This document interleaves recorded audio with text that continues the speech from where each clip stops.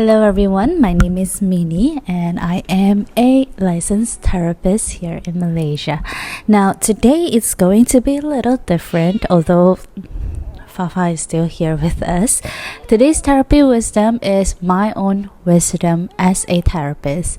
I'm gonna walk you through some of my struggles, some of my dilemma when it comes to showing up at social media, and also, of course, if you can tell, I am wearing a short sleeve today because for those who are just listening to this, I do have tattoos, and oh my god, that is very liberating, honestly. So that is what I want to address, because I know that I'm not the only one who's feeling this. People who are in this industry with me as mental health therapists also have this dilemma, especially the younger generations one, where we do feel like we don't know how to show up on the internet or even walking on the streets. We don't know how we should show up because we are not the stereotypical mental health therapists.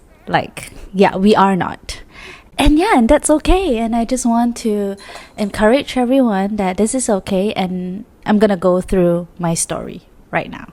So if I could sum up my current situation in a sentence, is I am a mental health therapist who is also working a 9-to-5 job and also running a business. Yep. I've always tried to separate all this out, especially when I show up on MINC.Care, but I realized that I am not feeling genuinely myself.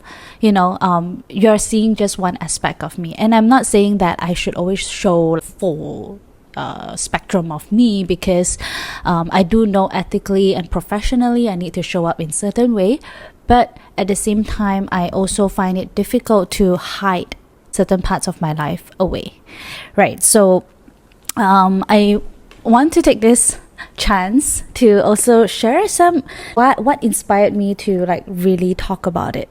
I think number one is definitely some of my clients, when they go through certain episodes of their life and then they tell me you know what, I want to tell you something. I really want to do a tattoo and I don't know, I think it's not a good idea, and then it's a rebellious act, and I don't know if you would understand. And at that moment I just went on oh, do you want to see my tattoo? Here is my tattoo. It's and the dynamic shifts. I guess it's not about you doing the same thing, but you kind of break through that stereotype that when you're in therapy you just have to talk about things that is quote unquote acceptable, right? I think a lot of people are fear of judgment, fear that the other person would not understand their situation, or they are not able to comprehend them. So I hope that in terms of therapists, we also need different varieties of therapists, because that helps caters to different kinds of needs, and there are so many different kinds of people out in the world, and we all need someone that is able to hold that space for one another. That's a very long introduction about my tattoo, but on the other end, about my full-time job and running a business, it's definitely not very similar. I don't think people talk about it enough, that a lot of my peers, especially therapists, also do feel the struggle of being a full-time therapist. Well, of course, number one, this guy right here, my cat, who is just walking right in front of me. I need to feed him right now. We just got him for less than a week, but he's really eating up a lot of my expenses, but it's okay, he's cute. And I want to talk about the 9-to-5. So from the beginning of my career journey, right after I finished my bachelor's in psychology, I did not pursue anything that is in corporate form. I was working in the education sector actually. I was a personal learning assistant for special learning children And then that was, I think, more or less 2 to 3 years. And then I decided to take a gap year, ventured into dance industry, which is more of a creative industry. And then right now I'm still doing that, which is part of my business, but I've never really been into the corporate world. So right after I ended or graduated from my master's, I initially wanted to I thought I wanted to be a full-time therapist, right? And then I went into corporate, where we do employee assistance programs, and that's my first taste of corporate. And then after a while, I had an opportunity to take up a role at another startup corporate, and I started my journey there as a HR personnel. And what I realized is I actually enjoy corporate. I can say it now because I shifted from being full-time doing therapy stuff into doing like really freelance therapy stuff. And I actually prefer it right now because, number one, the stability allows me to enjoy working with clients so much more. And then, of course, I also have more autonomy about how I would like to do my clients' care from A to Z, from the moment you reach out to me for therapy sessions to how I terminate or how we end our therapeutic relationship. And of course, the third one is I have a better understanding and I can relate more to the nuance of the corporate world. If you ask me 2 years ago, when somebody comes into the therapy session and then they talk about their work struggles, I could probably, know like what's going on, but I could never fully understand the nuance. For example, when somebody says that I'm stressed out, I don't want to do this, I want to quit my job, and they are struggling to quit their job. And a lot of people who have not been in the corporate world might not understand this, of like, oh, you should do something that makes you happy. I know it's easier said than done. Now I truly embodied that feeling of like, it's not that easy. There's relationships involved, that's commitments involved. There is, it's not all sad or stressed out at the corporate world. It looks very boring, but there are happy moments as well. The stability, the sense of like peace that comes with it, sometimes that is what makes people stay despite probably not feeling happy with their job. So what I'm saying is that I could probably relate a little bit more about the nuance of the corporate world right now that I'm in it. And number 4, definitely, I guess, is more work-life balance. Because the emotional toll when it comes to client care is quite huge. And I'm not saying that, I'm not aware of this or I'm complaining about it. I am not. It's more of I want to be able to care for my clients and give them my attention better. I want to give better quality of attention.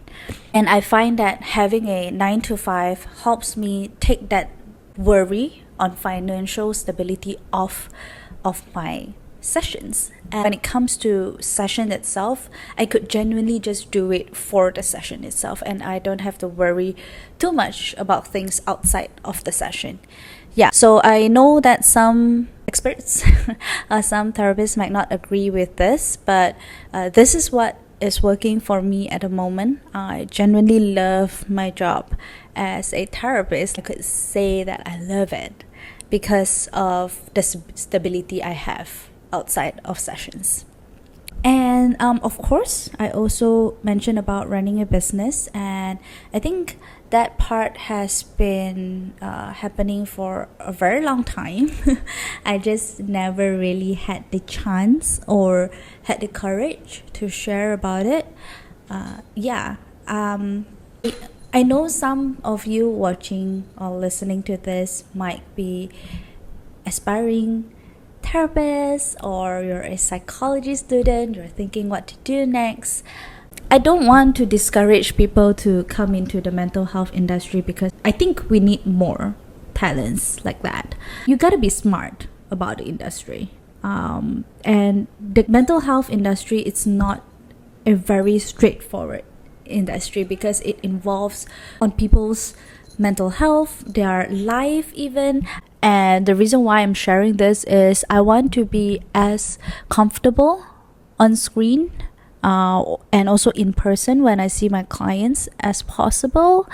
So you're gonna see some tattoos going on. I am not your stereotypical wearing a cardigan and then long dresses going into sessions kind of therapist. I might actually most of the time I put on like a sweater and go into therapy sessions, and I think that's the fun of it. I think I want to break that stereotype of like going into therapy means like you just sit very rigidly with your client. No, I have had clients who are adolescents, teenagers, and I would literally just lie with them on the floor, sit with them on the floor and talk about life and talk about things that they're interested. We drew together, we talk about nails together, and I've even like just put my legs up and yeah, I'm saying that therapy is creative work. And because I would say I came from a creative industry, like in dance, in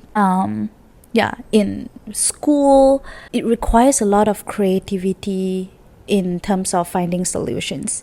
So I love my job as a therapist. I feel like it is the two most important two things that I'm very passionate about which is people and also creativity. And I love that. I really want to break that stereotype of how a therapist should look like. And I don't know, what are your thoughts about this? Do you think there should be more variety of different therapists? And something crossed my mind right now that also be aware of the ethical components. So when I say different and variety, it doesn't mean that this therapist should break all the ethical values and standards. There are still things that are important. For example, the way I show up in sessions or like in social media even shouldn't be like it should come from a place that we always put the care or the benefit of sharing this is larger than the harm. I guess the ethical perspective of it should never ever be ignored or should never ever be abandoned just because you are different. Every industry have their own bad apples, and I am hoping that there is more awareness when we talk about therapy itself. It becomes so easy for us to reach out to the right sources, right? I think that is the ultimate goal of having therapy wisdoms, is for you to keep this conversation going so that we, like, anyone who needs help can reach out to the right resources as easily, as conveniently as possible. So putting that out of the way and hoping that I could keep this momentum of recording podcasts. If you have any topics that you think it's important for us to talk about or to discuss about, please let me know in the comments below wherever you are watching this. And don't forget to follow so that I know that this kind of topics should be spoken about more. And if you agree with what I just said, please let me know as well. I would love to start a whole conversation on this. If you haven't already, please like or follow this channel wherever you are watching this so that we can keep fostering more environment like this to start conversations on therapy or mental health. It is okay if there are some points that you disagree. Please reach out to me. I would love to have that conversation about it, and this is something I've expected as well, to have agreements and also disagreements. That's perfectly fine. And thank you so much for watching, and I will see you soon. You want to say bye, Fafa? All right, bye.